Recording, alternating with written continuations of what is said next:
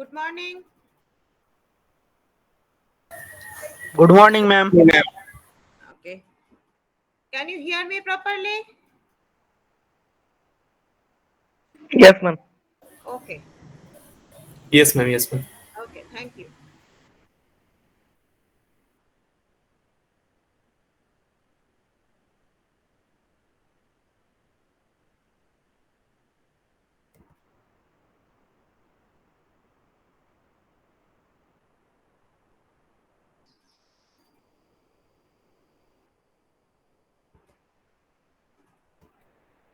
So, is my screen visible?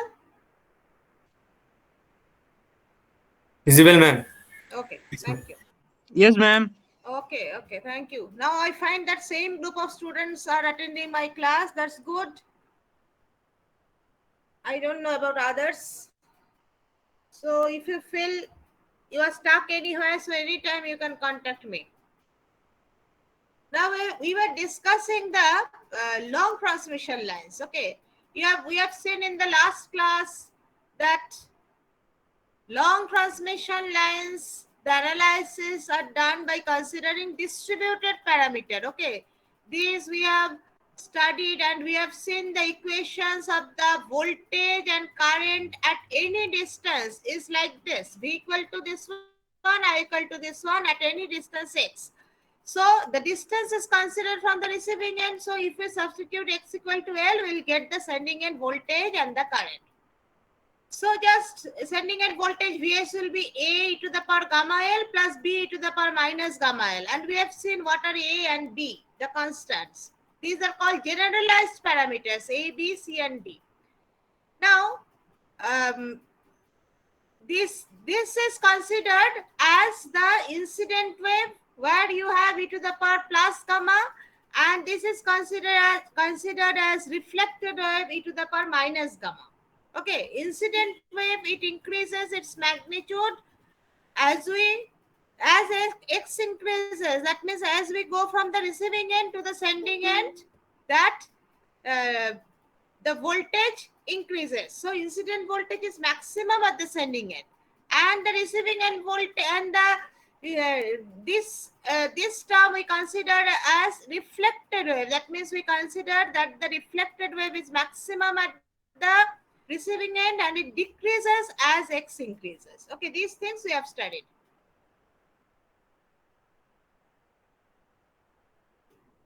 Arpon Kumar Chaki. Okay, so we are discussing 1 minute.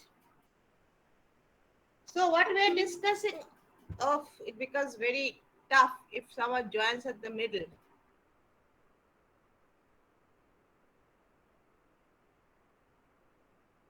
So we were discussing the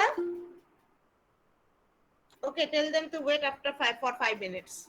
Okay, I'm making him entry. Then I will again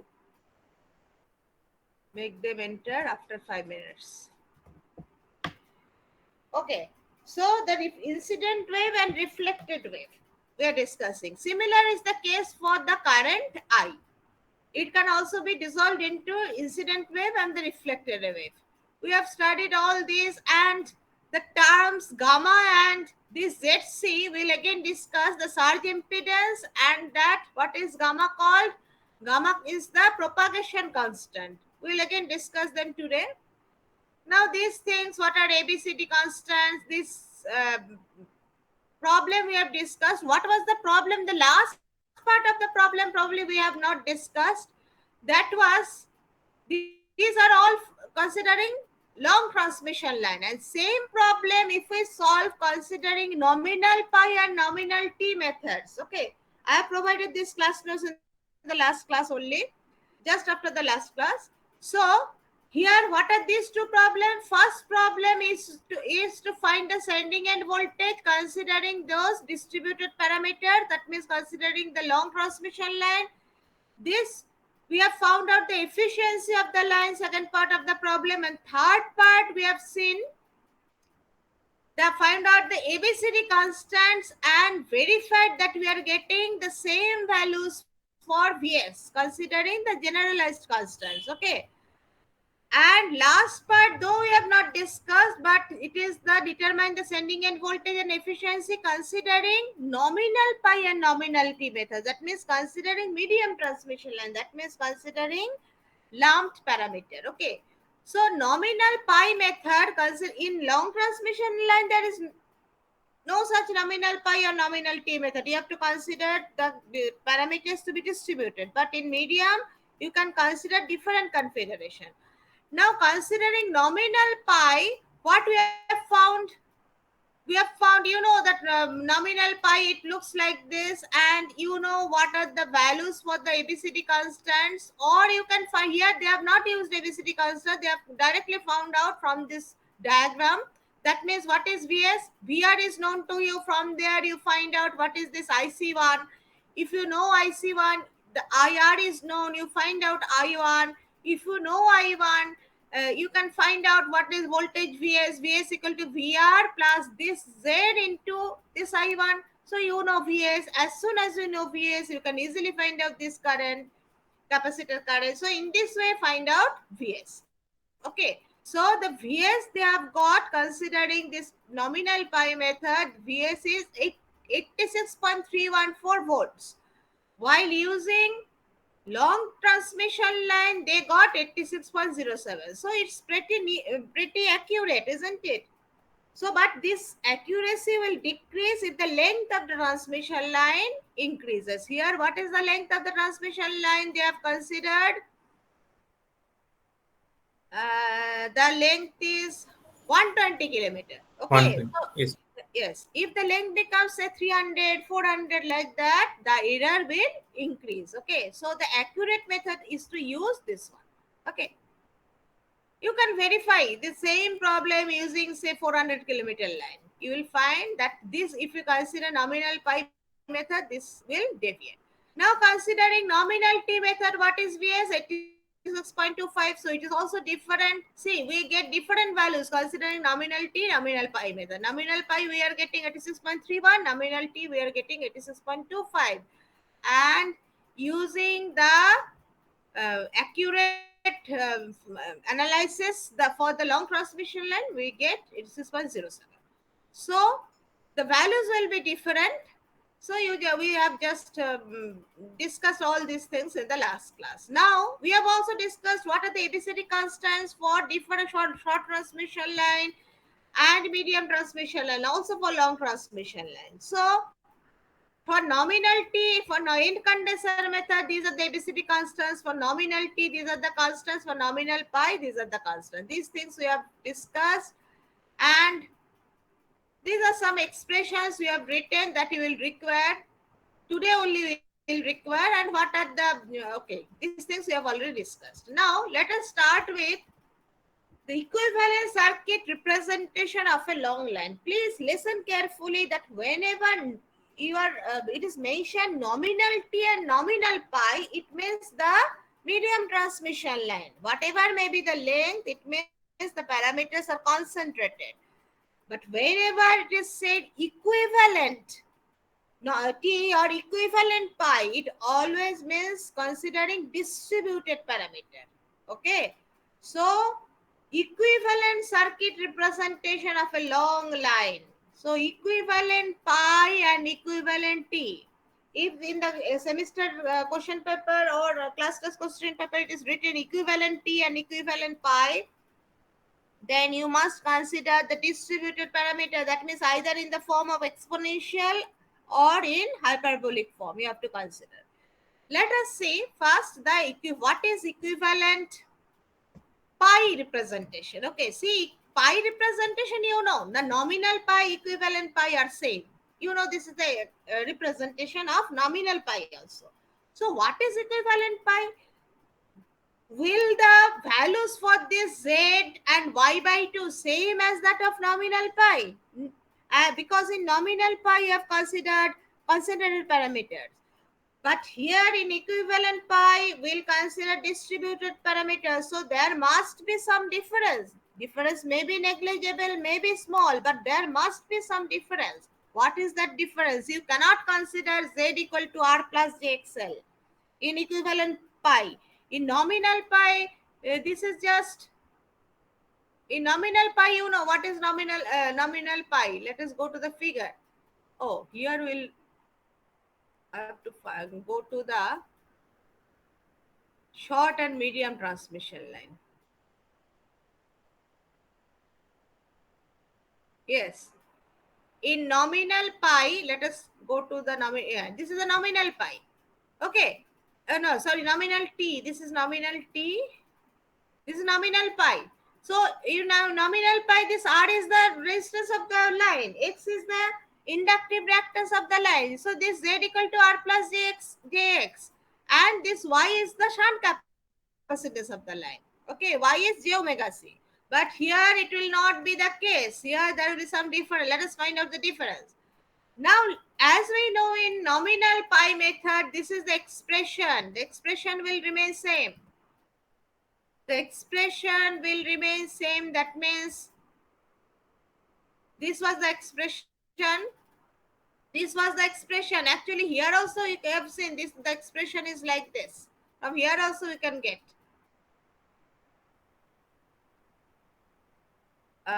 Nominal, this one. Yes.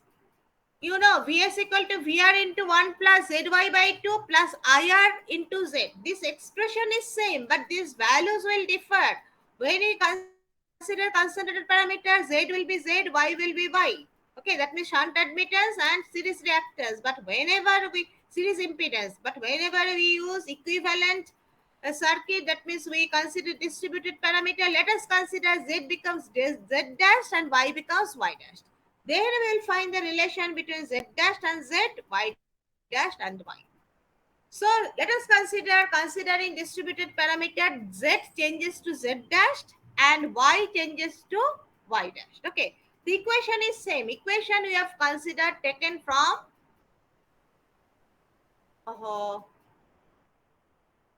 equation we have taken from here.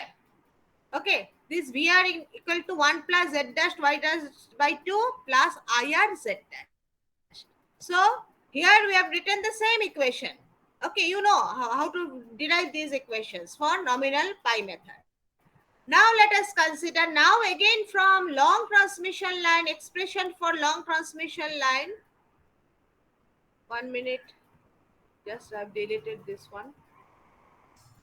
And from the expression of long transmission line, what we get? Actually, this is the expression for the long transmission line. Or if we take the coefficients of VR together and IR together. Yes, this is the expression.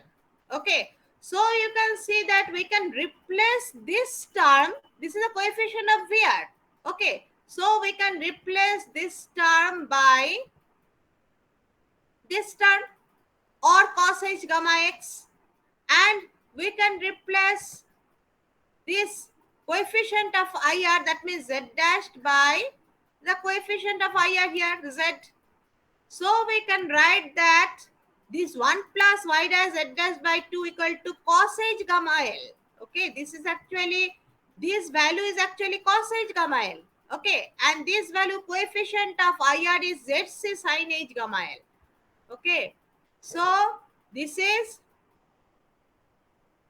ZC sin h gamma L. This is Z dashed. Okay, have you understood up to this? Or I need to repeat?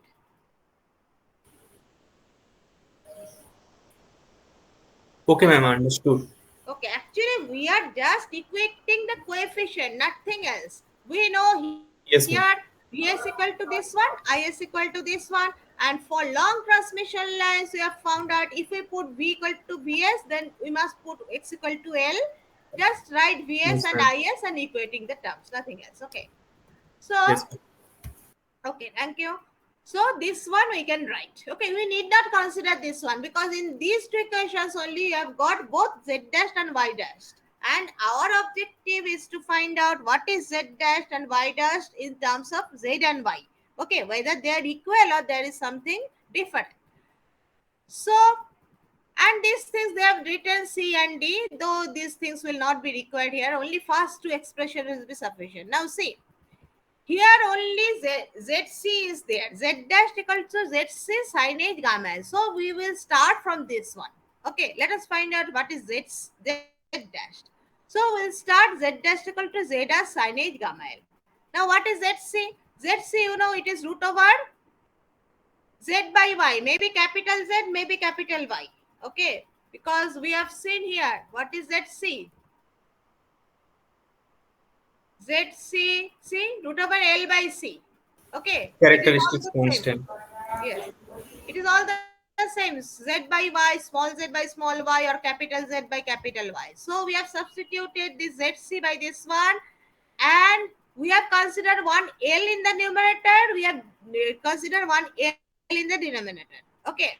Why you have considered that? Just you will understand. Now you will understand. The sin H gamma L is kept as it is, and we have multiplied it by root over yz. We divided it by root over yz.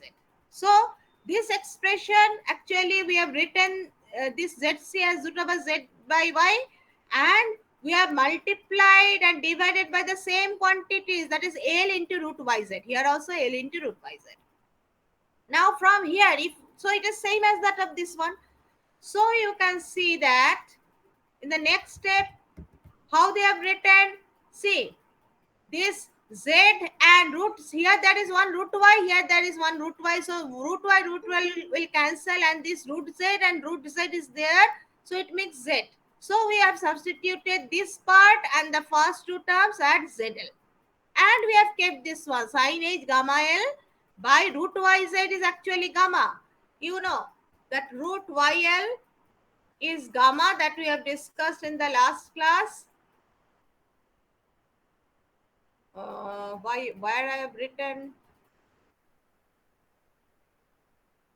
maybe after some time, let's see. Yes, gamma has come. So before gamma,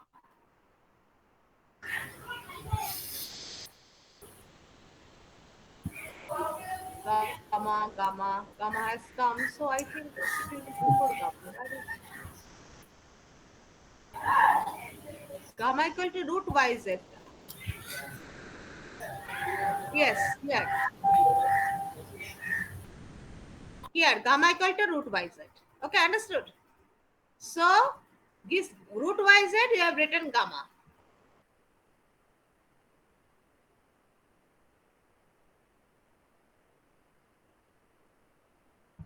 So you can see that this term reduces to this term. Okay, ZL sin H gamma L by gamma L. Now what is ZL? ZS is actually equal to capital Z, because this is small z means is impedance per unit length. So if you multiply it by L, it becomes capital Z. So Z dash is actually becoming capital Z into sin H gamma L by gamma L. So can you see that whenever we consider distributed parameters, that Z is actually becoming Z into sin H gamma L by gamma L. So you cannot write in equivalent, if you consider equivalent circuit, you cannot write this one as Z. This is Z dash, which is equal to Z into sin gamma L by gamma L. Okay, so this is written in the circuit diagram. See, here it is Z sin H gamma L by sin hyperbolic gamma L by gamma L. Okay, now let us see what about the shunt admittance. So shunt admittance will start from here. We'll consider this equation, 1 plus y dash z dash by 2 equal to cos hyperbolic gamma L. By this time, we already know what is z dash. So we can substitute. So we'll start with this equation. Okay. And what we have substituted? We have substituted the value for z dash. What is z dash? Z dash is actually zc sin H gamma L. Okay. Let's substitute this one, not this one. Unless unnecessarily it will be complicated. You can substitute this one also. Ultimately, you will arrive at the same equation. So z dash we substitute as zc sin hyperbolic gamma L. So we have just substituted zc sin hyperbolic gamma L. Now what happens? 1 will remain 1. We have taken this side, cos hyperbolic gamma L minus 1, and we have kept this sin y dash by 2 zc sin hyperbolic gamma L. Now see, What is cos h gamma L? We replace it by this sine. What is sine 2x? It is sine h square x plus cos h square x. We are using this formula. So cos hyperbolic square gamma L by 2. This one we consider twice into gamma L by 2 plus this one. Okay, this is actually this value. And minus 1. What is 1? 1 is actually equal to cos hyperbolic square x minus sine hyperbolic square x. So we have substituted this one. So this becomes minus, this becomes plus because here there is minus. So what happens, you can see this cos hyperbolic terms are getting cancelled. This one is cancelling with this one. And again we are replacing this sine hyperbolic gamma L by that value. What is sine 2x? Sine hyperbolic 2x is the same as that of original trigonometrical equation. So we are replacing this sine hyperbolic gamma L by twice sine hyperbolic gamma L by 2 into cos hyperbolic gamma L by 2. So 2 and this 2 cancels out. So it remains like this. Now again this sine hyperbolic gamma L, this one sine hyperbolic gamma L gets cancelled. So what is the remaining in the right hand side? It is 2 sine hyperbolic gamma L by 2. Left hand side you have y dash zc into cos hyperbolic gamma L by 2. So if you take this cos hyperbolic gamma L by 2 to this side, it becomes tan h gamma L by 2. So what is y dashed? And 2 you bring it here, y dash by 2, and zc you take this side. So ultimate expression y dash, you need to find out y dash by 2, isn't it? Because here it is y dashed by 2. So what is y dashed by 2? It is coming as tan h. Now same thing, you this zc is root over z by y. So as it is in the denominator, you should write it as root over y by z and multiply both the numerator and denominator by, see, L will be outside. L root over yz by 2. Here also L root over yz by 2. And the similar case, this will, what will this z and this z will cancel out. This root y and root y will make it y. So y and this L is outside. It is not under the root. Please check it. Okay, make the correction. L is outside because here you can say L is outside. Root over is only over yz. So that y into L makes it capital Y. And the remaining thing will be like this and replace root over yz by gamma L. Okay, so what is y dashed by 2? It is becoming y by 2 tan hyperbolic gamma L by 2 by gamma L by 2. So this y dashed is actually becoming this one. So the derivations often come in the examination. So please understand this one thoroughly and you find out the derivation, find out the values by yourself. Okay.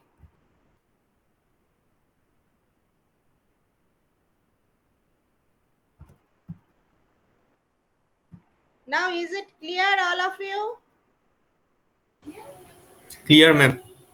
Okay, thank you. Now same logic will apply for equivalent T representation. Okay. So please read the question paper in the examination carefully, whether it is written nominal T or equivalent T. There is difference between these two. So very often when it is given equivalent T, the student starts asking, what madam, is it long transmission line or short transmission line, medium transmission, like this? So there should not be any confusion. And that is also true. Suppose you are given line above say 150 160 kilometer length. Okay, if it is not mentioned equivalent T, nominal T or nominal pi, you should use long transmission line if all the data are given. Okay.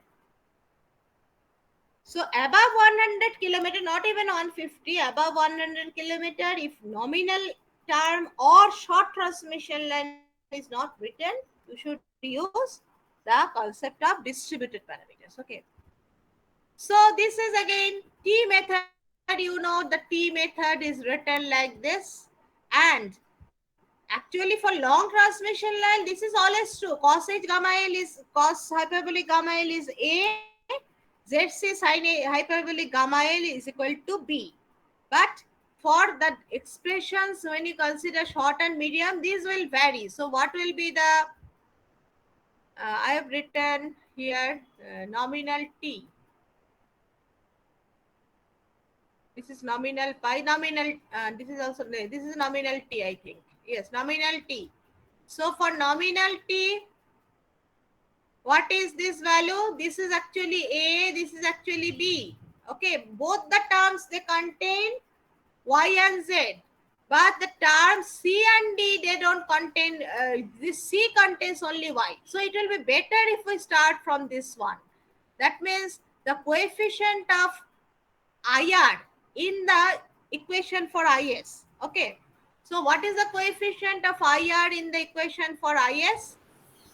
The coefficient of, sorry, the coefficient will of be ma'am IR is, yes, VR হ্যাঁ ma'am হচ্ছে is এর ইকুয়েশনে ma'am ওই VR এর যে coefficient দিয়ে start করব তো মানে ভিআর এর হ্যাঁ কোএফিসিয়েন্ট দেখলাম কেন শুধু বলো তো স্টার্ট করছি কারণ এটা দেখতে হবে ওয়াই কোনটা স্টার্ট করলে সুবিধা হয়।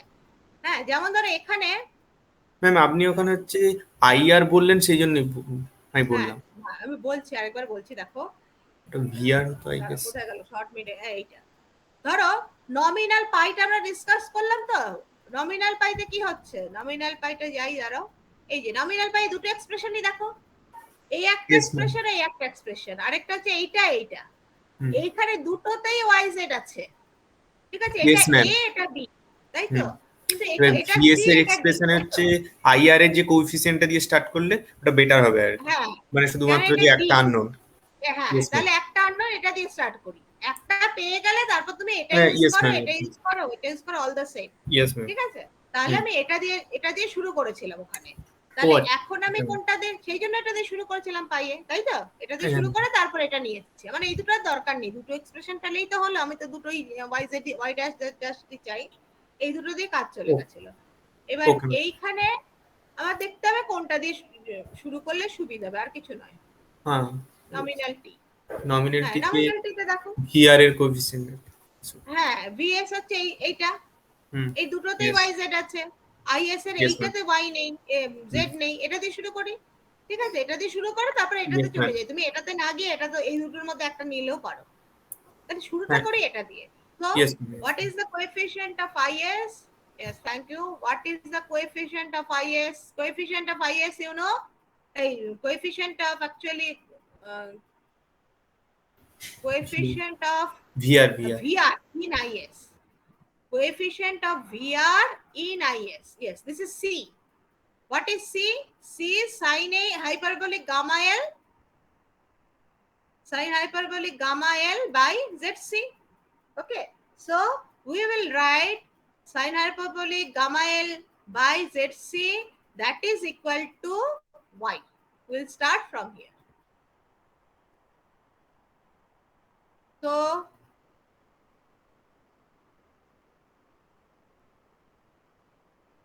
yes, we'll start from here. Sin hyperbolic gamma L by ZC equal to Y dashed, not Y, Y dashed. So we have started from here. Okay.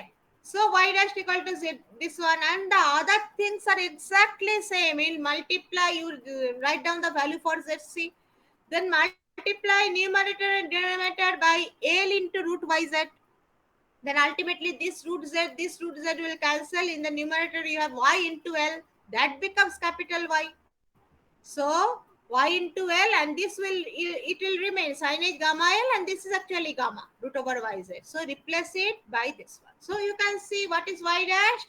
Y dashed equal to Y into sin A hyperbolic gamma L by gamma L. So it becomes like this. Y dashed equal to Y sin hyperbolic gamma L by gamma L. Now you have to find out what is Z dashed by 2.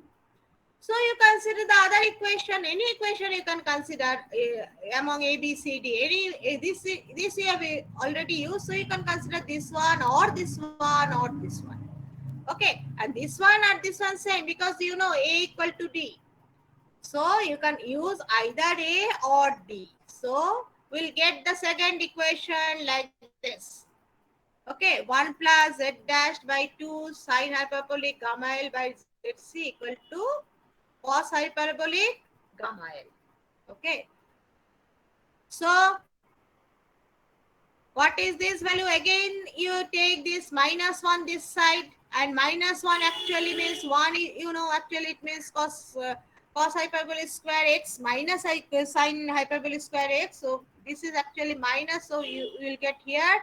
And ultimately, this cosine cos hyperbolic terms will cancel out. It will remain 2 sine hyperbolic square into gamma L by 2. Okay, and this side it will remain, just you change this one in the form of sine hyperbolic twice gamma L. It is twice sine hyperbolic gamma L by 2 cos hyperbolic gamma L by 2. And this 2zc will remain as it is. Okay. So exactly in the same way, by rearranging and cancelling the terms, you will get z dashed by 2 equal to zc tan hyperbolic gamma L by 2. Because you can see this sine hyperbolic gamma L by 2 and 1 sine hyperbolic gamma L by 2 will cancel out. And if you take cos this side, it will remain tan hyperbolic gamma L by 2. So what is z dashed by 2? Z dashed by 2 is zc tan hyperbolic gamma L by 2. So it is slightly different from z. Okay. With z, you have to multiply tan hyperbolic gamma L by 2 by gamma L by 2. You can solve the problems using equivalent pi, because this tan hyperbolic gamma L by 2 by gamma L by 2 or sine hyperbolic gamma L by gamma L is very small. It is nearly equal to 1, but not exactly 1. Okay. Later on, we will solve some problems that you can find. But if we do the solve the problems using this one as z by 2, this one as y, then probably you won't get any marks. Okay, so be careful. Though the answer may be almost same, variation will be maybe in the second decimal place, but still you may not get any marks. So these two you can easily understand. Now what is written here? They have shown here that A and D are exactly same, and this ABCD parameters, what they have shown, they have just considered that if we expand the terms, this can be expanded sine hyperbolic gamma L. If we binomially expand these terms, this actually becomes almost equal to same as that of the norm. If we consider nominality and nominal pi, see y square z by 6, as y square is very small, it will be similar, same value as that of y square z by 4 as it is in the nominal pi and nominal t method. So they have just shown you, go through this one. You will understand why these values remain almost same. Okay, only variation occurs in the second decimal place or like that. Why they are almost same? Whether you use nominal method or use equivalent method, the results do not differ much. Okay, but for long transmission lines, you can understand if L increases, this Z will increase, and maybe the error may be of considerable value as the length of the line increases. Now this I will discuss later on. This is slightly different. This has nothing to do with concentrated or distributed parameter. Okay, this problem also I will discuss at the end. I told you this Ferranti effect, though you know Ferranti effect, still I found it useful for you. Let us first discuss what is that surge impedance. I have told you in the last class that though we discussed surge impedance and all these things in the last class, but conception was not very much clear what actually is meant by surge impedance. What is surge impedance loading? There is one term SIL, SIL. This is very common, surge impedance loading. Actually, the surge impedance loading of a transmission line is the power loading of a transmission line when the line is lossless. It is not always that it is expressed in megawatt. It may also be expressed in watts. Okay, megawatt you can understand, 10 to the power 6. If it is there, you can replace it, the watt by megawatt. Now, what is surge impedance loading? By the term loading, you can understand a line is said to have surge impedance loading if its load becomes equal to the surge impedance loading of the line. Okay. Now what happens when it is equal to the surge impedance loading? Now a transmission line produces reactive power. You know what are the capacitance and inductance? The capacitance, it generates reactive power. Inductance, it consumes reactive power. If the reactive power generated is always equal to the reactive power consumed, then any circuit will act as purely resistive circuit. Can you understand this? Do you understand this? Hello? Yes, ma'am. Yes, ma'am. If there is no reactive power, then it acts as purely resistive circuit. Now, when it can a transmission line can act like that, when the reactive power generated by the capacitor is same as the reactive power consumed by the capacitor by the inductor. Now, the reactive power produced is by capacitor, so it will be just kV square by XC. You can also write V square by XC. In that case, you write VAR only, not MVR. MVR means mega. That's why they have written kV. So V square by XC, that is the VAR produced by capacitor, and what is the reactive power consumed by the reactor? That means inductive reactance, it is I square into XL. Now, when these two are equal, then we can write this: if the reactive power generated is equal to reactive power consumed, then we say the transmission line SIL, it is surge impedance loaded. When the we'll discuss that SIL later on. Let us consider the reactive power generated equal to reactive power consumed. Okay, in that case, what we'll get? We'll get that kV square by this I square, that is equal to XL into XC. Okay, so XL into XC. See, here I is used as kiloampere. You don't get confused. You do one thing. Don't use this K. Okay, you just write V square by XC, and this is I square into XL. Because when you use I, we don't mean it by kiloampere, though it is written here. So you just forget about kilo, you just use this small, only V. So XL XC equal to V square by I square. So what is V by I? V by I equal to root over XL by XL into XC, and XL into XC, that is, it gives equal to V by I equal to root over L by C. Okay, that is called the surge impedance. Clear? So here we get V by I equal to root over L by C. The term L by C is called the surge impedance. Now, let us see what is written here.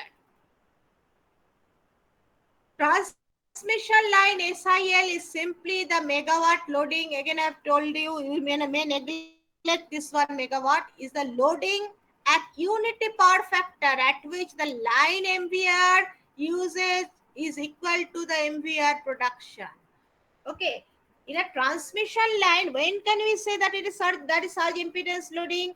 When the reactive power generated equal to reactive power consumed, and the line, that value, the terminated, the load at the terminals, that will be purely resistive in nature. Okay, if again it becomes reactive or capacitive, then either it will absorb or it will deliver reactive power. So it no longer it will be called surge impedance loading. So what is actually surge impedance loading? It is written here. See, a lossless line operating at its nominal voltage terminating it needs surge impedance is said to be surge impedance loaded. Why it is lossless? Because long transmission lines we generally neglect R. R is very negligible. Okay. So, and the reactive power generated equal to reactive power consumed, and this can only happen when it is loaded, or when it is loaded by the surge, the value will be equal to the surge impedance. Okay. Many more definitions are there. The load at which the inductive and capacitive volt amperes are equal. Okay, equal means the generated and the consumed voltampers are equal and opposite. That means they will only cancel with each other. It's called surge impedance load or natural load of the line. SIL is independent of the distance and depends mainly on the voltage. It is root over L by C, it is independent of the distance. And so what is the SIL, surge impedance loading? It is line voltage squared by surge impedance. Okay. Again, let us go to this part. Yes. The theoretical significance of surge impedance is that if a purely resistive load that is equal to the surge impedance were connected to the end of the transmission line, a voltage surge introduced at the sending end of the line will be absorbed completely at the receiving end. Okay, that means the whole incident wave which is coming from the sending end will be absorbed at the receiving end, and the voltage will remain same. The sending end voltage and the receiving end voltage will remain same because there is no power, the reactive power. Lost to the line. Yes, there is no loss first of all because R is neglected, and the reactive power generated is equal to the reactive power consumed. Okay, so if we go to the figure, it will be like this. See, when it is surge, a line is surge impedance loaded, if we increase the distance, okay, why you have written this x equal to L, that means the sending end, this is the receiving end. The voltage profile is same as the receiving end, and the sending end voltage will remain exactly same. It is called flat voltage profile. So, and what is that loading value? It is the surge, it is the value of the surge impedance root over L by C. So, when it is loaded by surge impedance, the voltage remains constant throughout the length of the line. And if the line is loaded by a value greater than the surge impedance, actually surge impedance loading is called the ideal loading. But generally the transmission line is loaded much above the surge impedance value. So in that case, the voltage at the sending end will be lower than that, receiving end will be lower than that of the sending end. And if the voltage, the line is loaded at a value less than the surge impedance loading, its value will increase. Okay, at the receiving end, its value will increase. That is called actually the Ferranti effect. That is observed when the long transmission line is unloaded, is kept open circuited, you will find receiving end voltage is much above the sending end voltage. This can also occur if the loading is very small, not even same as that of the surge impedance loading. Then also the lightly loaded condition, what you call, then also the receiving end voltage is more than the sending end voltage, what we call Ferranti effect. Actually, you have one experiment in this semester. In your list of experiments, it is written one experiment, that CRO experiment, magnetic hysteresis, that you have already covered.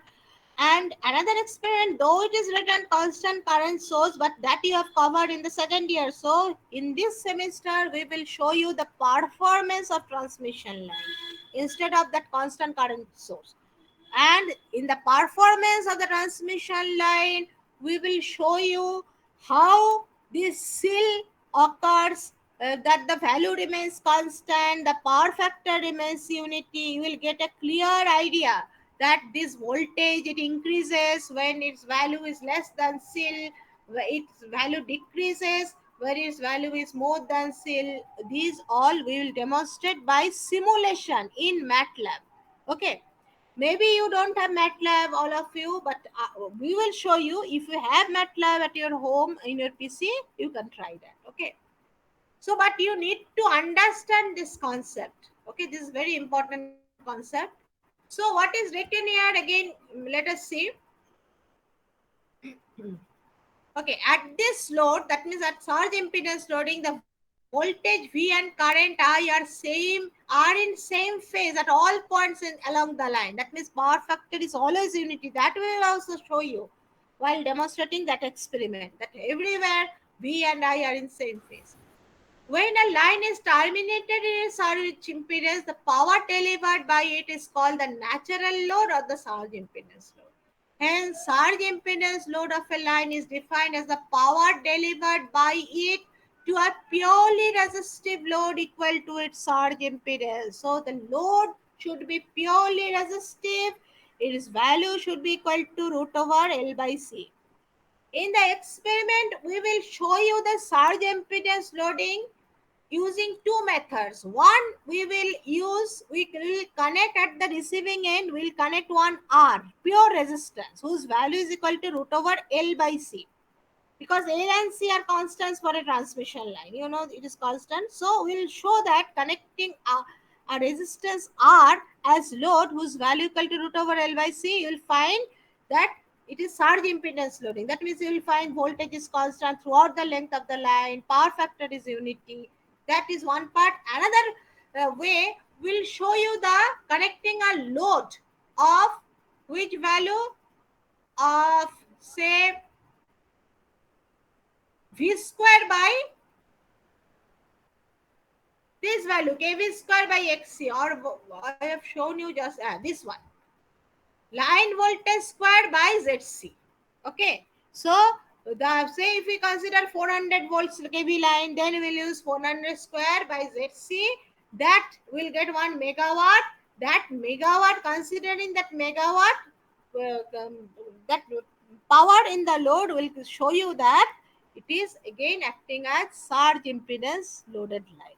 Okay, so you go through this one carefully, and then only you will be able to understand the experiment. I think in next month the experiment will start. Okay. Okay, now these things we have already discussed.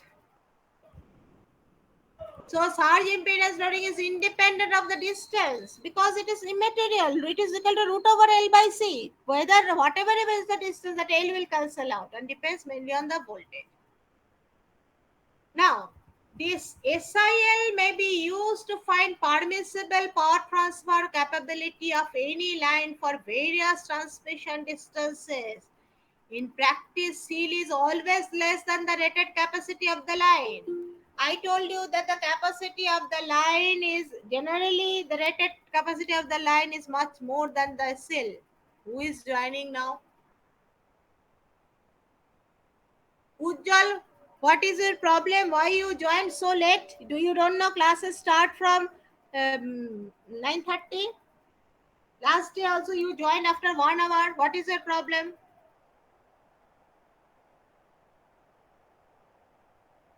Yes, please answer my question.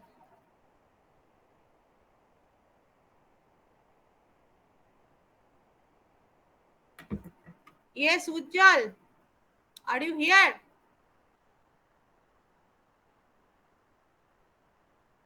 No answer. Then I am marking Ujjal absent if you don't answer. You can leave. Hello?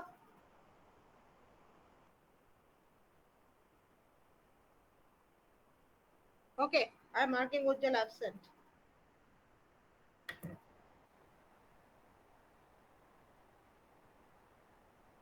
Now, okay.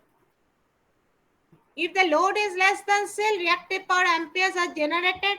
You can understand. If the load is less than cell, then only we call the line to be lightly loaded. And at that time, the generated reactive power is more. Okay, so the voltage increases. And if the line load is more than cell, so here when the load is less than cell, the receiving end voltage is greater than sending end voltage. If the load is greater than cell, reactive power voltamperes are absorbed. Okay, that means the absorbed reactive power is more than the generated reactive power, and the receiving end voltage is less than the sending end voltage. The compensation requirements and power loss increase when the load in the system is greater than the natural load. Generally, it is always greater, and that's why you need to compensate the lines. Okay. Compensate means the using the capacitors. Okay, you know capacitor banks are used to improve the power factor. That means to for compensation. Now, surge impedance loading in many respects is the ideal loading. Not only the reactive power generated is equal to the reactive power consumption, but the voltage and current profiles are uniform along the length of the line. The uniform voltage profile is especially desirable since voltage can be held near maximum value. Maximum value means at the sending end value. The voltages and currents are also in phase at every point. So long lines cannot be loaded much above the uncompensated surge impedance loading. Okay, these are all uncompensated. We have no compensation we have considered. So surge impedance loading actually it gives an idea up to how much load you can apply to the system or the transmission line. Now some information are written here that may be overlap of the information that we have already discussed. Let's discuss again. Under SIL, the magnitude of the voltage sending in are equal. Thus, there is no voltage drop and the voltage profile along the line is flat.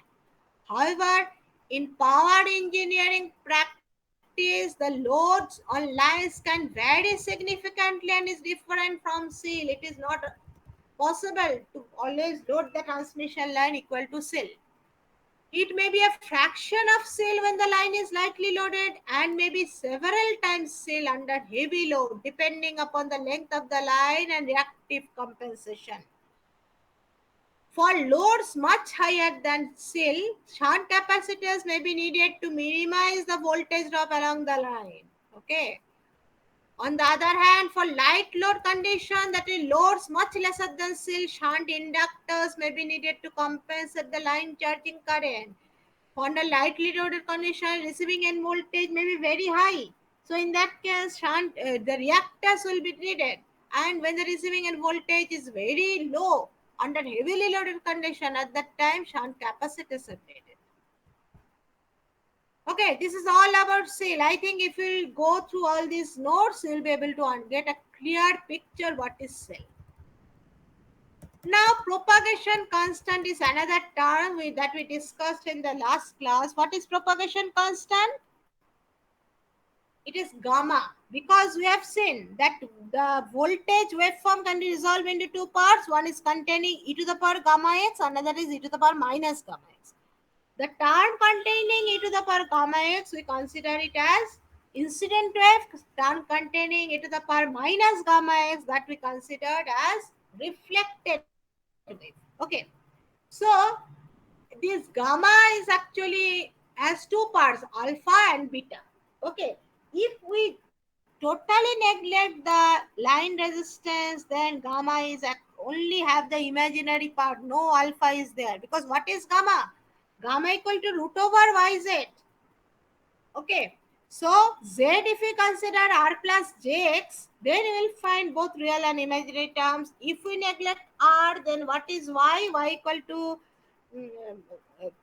then what is z? Z equal to only jxl and y is equal to jxc.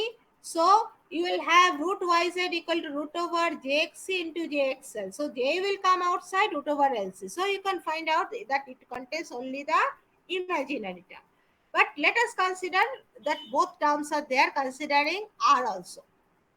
So one part is alpha x, one part is e to the power j beta x. E to the power alpha x is real. It increases exponentially at the rate of e to the power alpha per unit length of the line. And what is e to the power beta x? It is actually equal to angle beta x.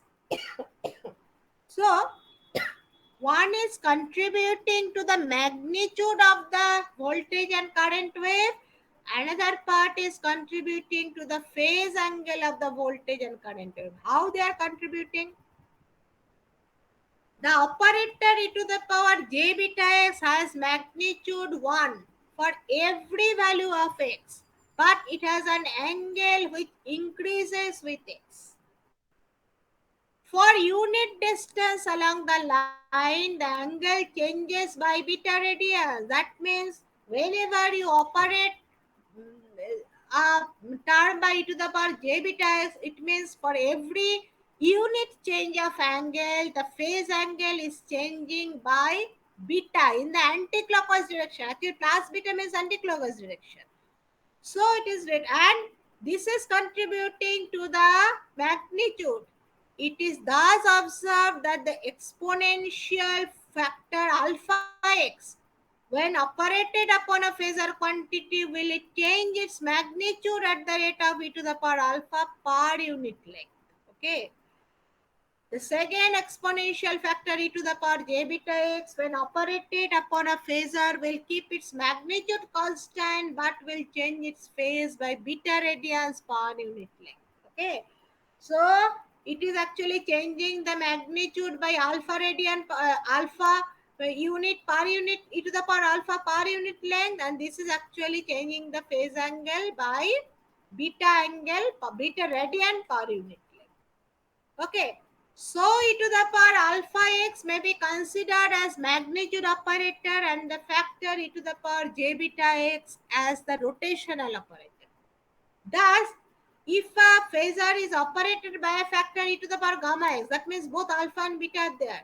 Both magnitude and phase of the phasor will be changed. Okay. As we proceed from the receiving end to the sending end of the line, the amplitude of the voltage component increases exponentially at the rate of e to the power alpha per unit length of line, and its phase is advanced by beta radians per unit length of the line. Okay, because as we increase x, the uh, e to the power alpha it increases, and also this one beta is also increasing. Okay, by how much? By per unit length. On the other hand,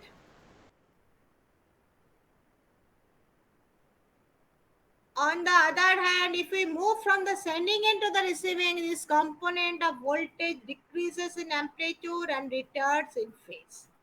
Okay, so e to the power gamma x actually means the increase in voltage magnitude, and increase in voltage magnitude by alpha per unit length, and advancement of the phase angle by beta radian per unit length.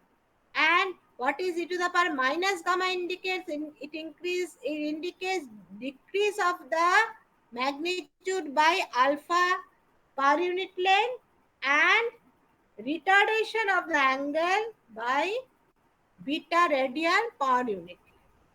Okay, so this is all about the propagation constant.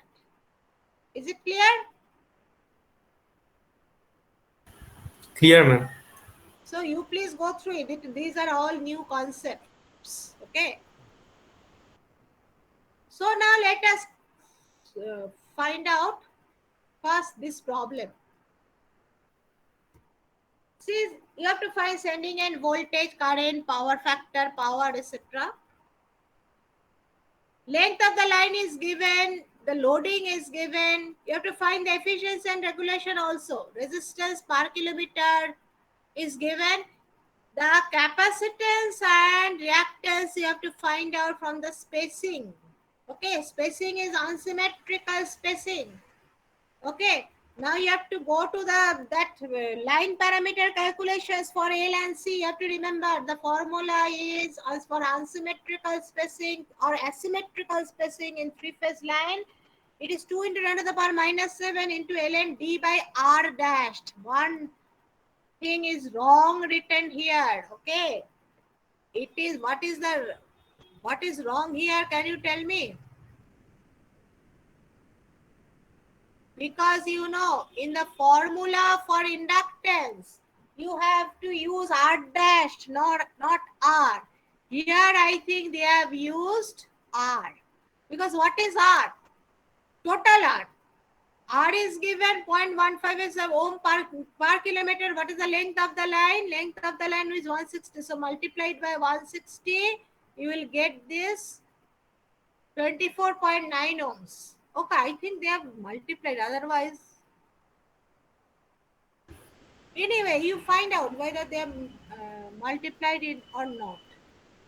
0.978. How they have written 0.978? Oh, this is the R dash means, sorry. This is the resistance. R dash means the radius.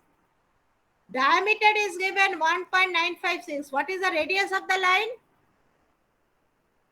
0.9, yes, 78. So they have used R here. You should not use R. You should use R dash. Maybe 50% of the marks can be maybe deducted. Though in the ultimate answer it will remain same, but you should be very careful to use R dash, not R. They have used R only. They have not used R dash. This is not this R. This R is different. This is small R. This is the resistance. This is the radius.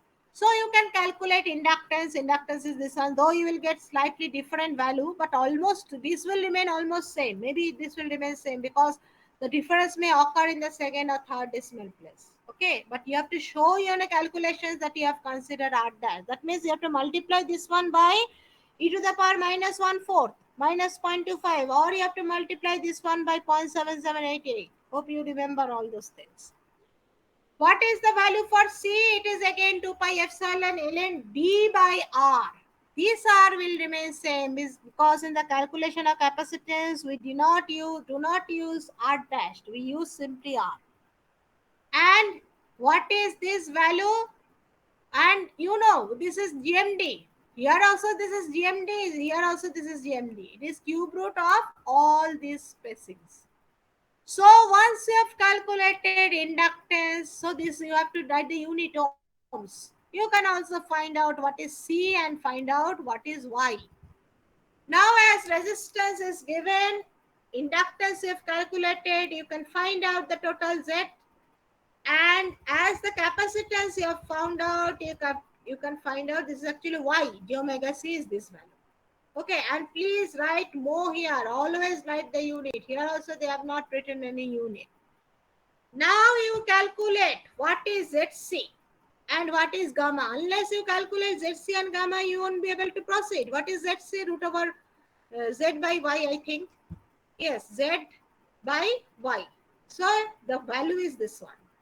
What is gamma? Root over YZ. Root over YZ. Yes. Root over YZ they have written, and ultimately what is gamma? It is of this value. Okay. So you find out gamma L because you will require gamma L. So gamma L is having this value. Now you put the equations for the long transmission line A, B, C, D. You find out. That is some advantage of using ABCD parameters. Okay. In long transmission line, there is no other way other than to use ABCD parameters. Okay. So you find out what is A from the formula. I hope I have discussed this such a problem in the last class also. How to find out? That means cos hyperbolic Jx equal to cos x. Sin hyperbolic Jx equal to sin x. Those you have to know, and ultimately this is the answer. Please you find out by yourself whether you are getting this one. Otherwise you may, because this is not normal calculation. Okay. And similarly, B you can find out sin A, sin hyperbolic gamma. I'll find out. You find out and find out B. In this way, you find out ABCD. Once you find out ABCD, then you know what is IR because all the load and power factor is given. What is the power factor given? Is the power factor given unity? 0.8 lagging. So, and the power is given in MVA. So don't by mistake divide it by power factor. You have to divide it by only the root 3 of V. Okay, because this is given in MVA. You have to be very careful here. And with this one, you have to write the angle also. Minus 36.87 degree angle. Without angle, this is incomplete. So what is VS? Now you put VS equal to AVR plus BIR. Okay, A and B you have found out, and ultimately what you are getting this value. Please don't forget to write here volts. Okay, 132 if it is given in kV, you have to write here kV. Otherwise volts you have to convert that one. Similarly, all these values will be calculated in phase as phase values, phase line to neutral. So if you are asked to find out line to line voltage, you have to give the answer like this. Even if it is asked find out sending end voltage, it actually means find out that if it is said that a line has 132 volts, then you know that it means the line to line voltage, not line to phase voltage. Okay. If you give the answer in phase values, you have to write it clearly. The phase to neutral value is this one.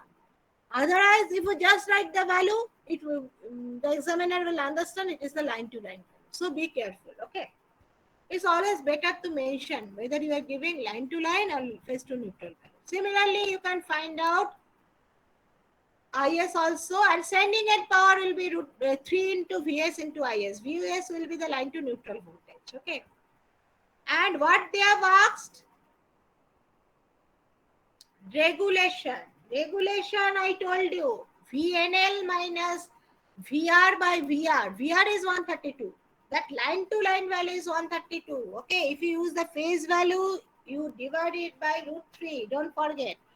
So you have to find out actually VRNL. So what I told you, it is very easy to find out VRNL in terms of line to in ABCD parameters. What is VRNL in ABCD parameters? How you can find out? You can find out that one by putting this IR equal to 0. When IR equal to 0, this VR becomes equal to VRNL. So what is VRNL? It simply becomes VS by A. Isn't it? This part cancels out. So it is very easy to find out no load voltage, receiving end voltage under no load condition. So it is simply VS by A. Vs by A. Yes. So they have used here simply Vs by A. You need not do any complex calculations, because once you have found out Vs is always constant. I told you. Vs does not vary with the change of load. Okay, because it is a supply voltage. And ABCD parameters are also constant. So once you have found out this one, this is actually VRNL. This is actually VR. This is also VR. All in phase quantities. Okay, not line to line, line to neutral. So you can find out this regulation, and then percentage efficiency. The receiving and the load is also all given. And what is the sending end power? You have already calculated. You can find out what is the efficiency of the system. Okay. Now, as we have discussed this seal and long transmission lines in this PPT, so let us discuss the Ferranti effect and observe it in the light of this reactive power. Okay, and from this long transmission line concept. What is Ferranti effect? You know, when the receiving end voltage is greater than the sending end voltage, it is Ferranti effect occurs. But when it occurs, when by this time you can understand, it occurs when it is lightly loaded. Lightly loaded means its load is less than CIL. Now you can be definite. If load is less than CIL, or it is totally unloaded. Okay. So, and why this occurs? Why it becomes greater? Because under that condition, the generating volt amperes is much more than the volt amperes consumed, or the consumption of the volt ampere is less than the generation of the volt ampere. Now let us consider no load condition. Okay. And we can also say that lightly loaded condition, we can approximate it as low load condition. Then what happens? Then we consider no load condition means IR equal to 0. So this equation of the voltage waveform, if IR equal to 0, it reduces to this form. Okay, VR by 2 e to the power gamma L plus VR by 2 e to the power minus gamma L. Okay, this it will reach to this expression. Now, at the receiving end, why it is written L? L is written because this is the voltage at the sending end. Now, when we write X equal to 0, then it means voltage at the receiving end. What is the voltage at the receiving end? We put X equal to 0. IR is also 0, but X equal to 0. Then what is this? At the receiving end, it becomes VR by 2, VR by 2. Actually, this VR, though it should be written VRNL. Okay, under no load condition. This is the rated values of the receiving end voltage. Please note it here. Okay. Cannot write VR equal to this one. You change this one VR NL. It is equal to the rated voltage, but this sending end voltage is much less than the receiving end voltage. So what is written? As L increases, the incident component of sending end voltage increases exponentially and turns the vector anticlockwise through an angle beta L. Whereas the reflected part of the sending end voltage decreases by the same amount and is rotated through the same angle beta L. This we have already discussed. Okay. So you can understand from the that we have already discussed while discussing the propagation constant. Now, as the see by vector diagram, it is also possible to understand. Let us consider one end condenser method because it is the simplest form.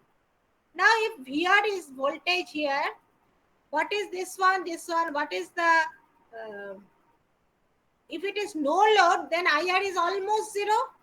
Okay. And what is the current flowing here? Current, same current as that is flowing through the capacitor C. So what is the capacitor current? It is 90 degree with respect to this VR. So what is the Yes, ma'am. term? IC into R plus IC into L or X. So IC into R is like this. IC into X is like this. What is VS? VS is like this. So it is possible that Vs is much less than Vr. Okay, when there is no receiving end current IR or receiving end current IR is very small. Now the other part that they have discussed, that we have already discussed, another way of explaining Ferranti effect is based on the reactive power flow. It is known that if the reactive power is generated at a point is more than the reactive power absorbed, the voltage at that point becomes higher than the normal value and vice versa.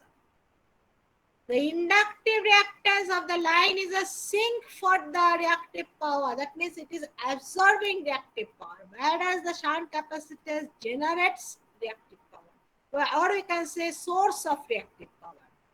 In fact, if the line loading corresponds to the surge impedance loading, the voltage is same everywhere as the reactive power absorbed, then equals to the reactive power generated by the line. The CIL therefore gives definite meaning to the terms lightly loaded or fully loaded lines. If the loading is less than CIL, the reactive power generated is more than absorbed. Therefore, the receiving end voltage is greater than the sending end voltage. This phenomena is called the Ferranti effect. So, I told you that we will discuss this Ferranti effect and also the CIL, surge impedance of the line, clearly while we perform the experiment. Okay, your second experiment on the power system lab. So this is about long transmission line. Now one thing is remaining. Two things are remaining. One is measurement of ABCD constants. This you have, I think this experiment you have in the 6th semester, measurement of ABCD constant, that you will perform. The hope you will perform physically the experiment in the laboratory. And another is the finding out the equivalent ABCD constants. Okay, let us complete this one. This is very small. You will be able to understand. It will take hardly 5 minutes. Now say we know ABCD constants of a transmission line. Now, suppose two transmission networks having one network having constants A1, B1, C1, D1, another network A2, B2, C2, D2 are connected in cascade or tandem, or we see they are connected in series. Here, what do you mean by series? The output of the first network acts as the input of the second network. And also we'll find out ABCD constants when these are connected in parallel, like this, as if they are connected with the same source. Here in parallel, VS and VR are same for both the networks because they are connected in parallel.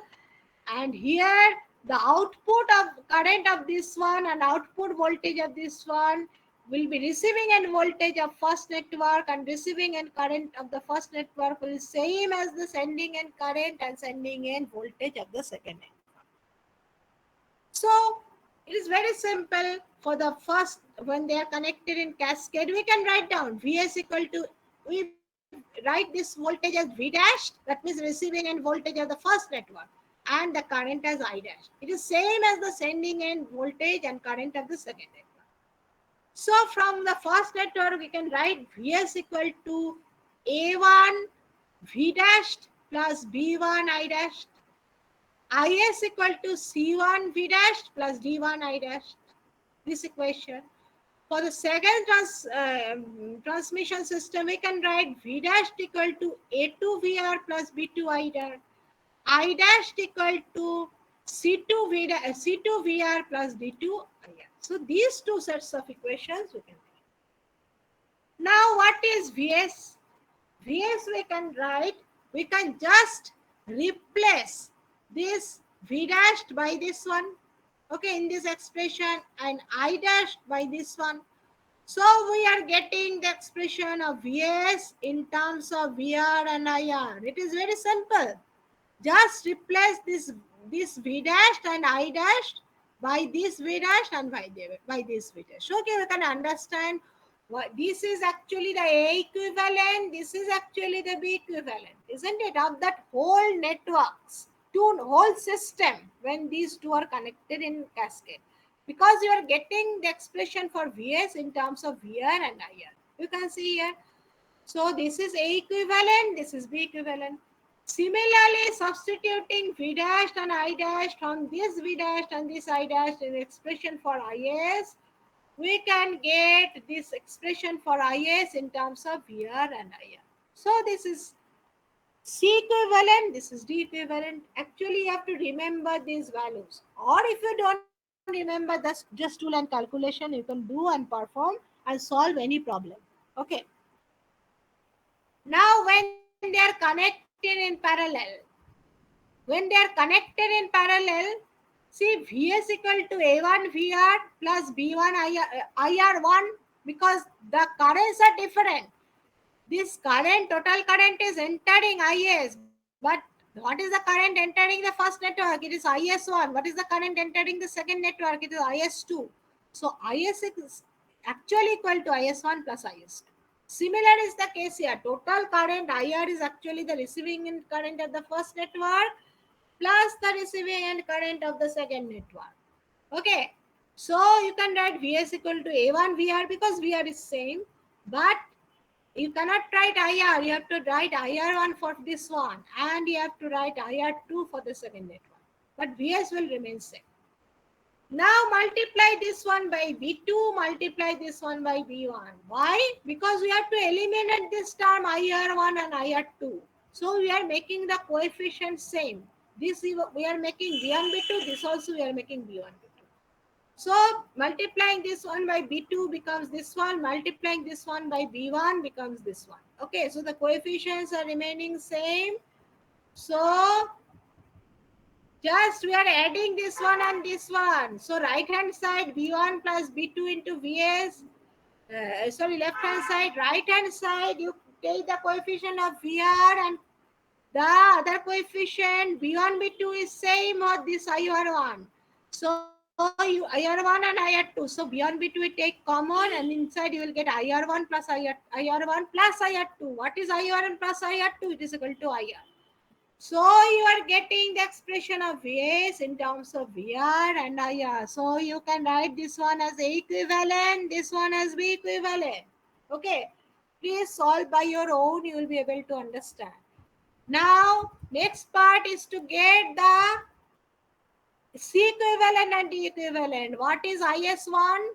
Let us decrease it by some amount. Yes. What is IS1? IS1 is actually A1, C1 VR plus D1 IR1. IS2 is this equation. Okay, because IS1 and IS2 are different. It is not same as that of IS, but IS1 plus IS2 equal to IS. So we adding this IS1 and IS2, what we get? We are getting C1 plus C2 into VR plus IR1 plus D2 IR2. We write this IR2 as IR plus IR1. Okay. So that we can only one unknown term IR1 is there. Now we have to replace IR1. Okay, because we have to get the expression for IS in terms of VR and IR, not IR1. So we have to find some mechanism for substituting this IR1 in terms of IR and VR. So what is IR1 in terms of IR and VR? IR1 in terms of IR and VR is this one. So what is IR1? It is, you will get in terms of VS. VS minus AVR by V1. So IR1 we are replacing by this one, VS minus AVR by V1. And VS we have already found out. What is VS? VS is this one. So if we substitute VS as this one, then we can get everything in terms of VR and IR. Okay. So we can get this IR1 in terms of VR and IR from this one. Now we substitute this value.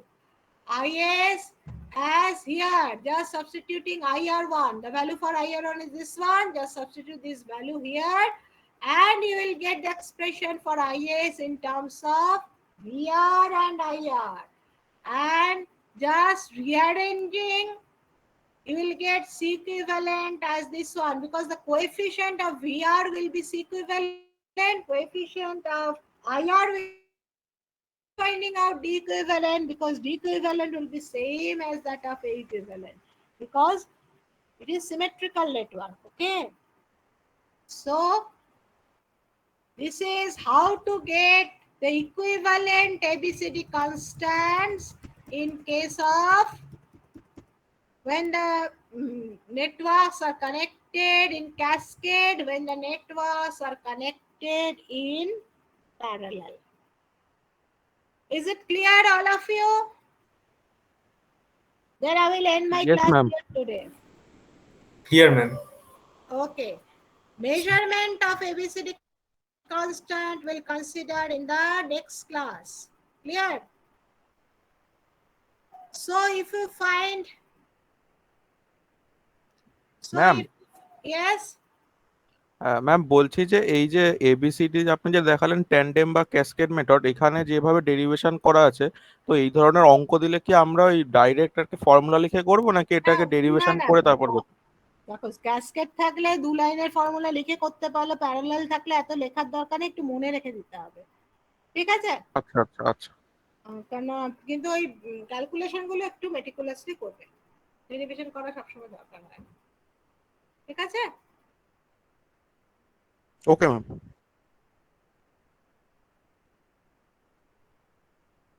Okay. So what happened? Ujjwal Mondal, you will not respond. Rejwan, are you here? Yes, ma'am. Rahul? Partho? Yes, ma'am. Nurjan? Yes, ma'am. Monish? Yes, ma'am. Debargho? Present, ma'am. Binoy? Yes, ma'am. Arpon? Yes, madam. Debargho? Present, madam. Okay. What happened to Ujjwal? I don't know. Yes, ma'am. Okay, what happened to you? I called you several times. Last class also you joined after 1 hour, today also. Anyway, it's better than others. They don't bother to join, but please from the next class try to join in time. Okay. Okay, I'm marking you present. Okay, thank you all of you.